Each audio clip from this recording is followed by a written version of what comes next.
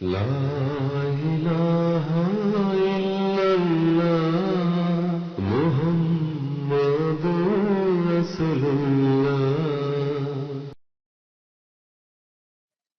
بسم اللہ الرحمن الرحیم۔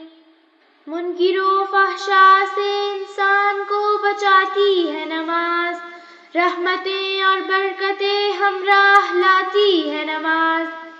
میرے عزیز ساتھیوں، آج مجھے جس موضوع پر تقریر کرنے کا موقع ملا ہے وہ ہے نماز کی اہمیت۔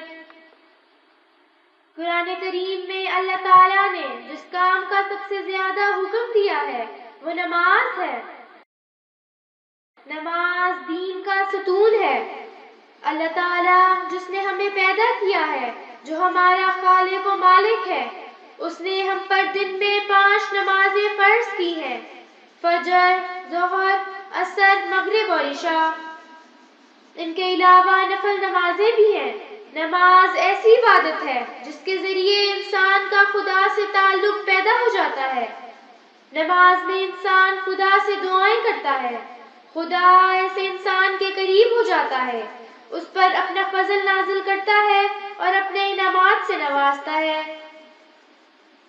عزیز ساتھیوں، ہمارے پیارے نبی حضرت محمد صلی اللہ علیہ وآلہ وسلم نے آ کر عرب قوم کی حالت بدل دی تھی۔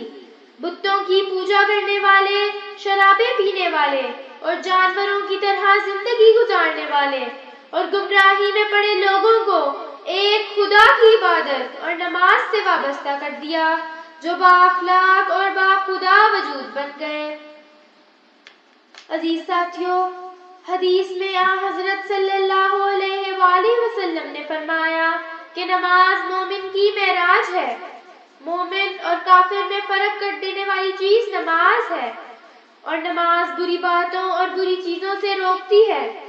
حضور صلی اللہ علیہ وآلہ وسلم نے فرمایا کہ نماز دین کا ستون ہے۔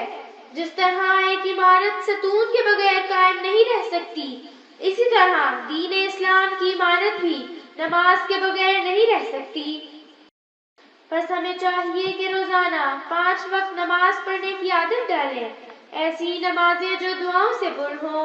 اس کے نتیجے میں اللہ تعالیٰ کی رضا ہمیں حاصل ہو اور اس کے فضل اور انعامات ہم پر نازل ہوں۔ آمین۔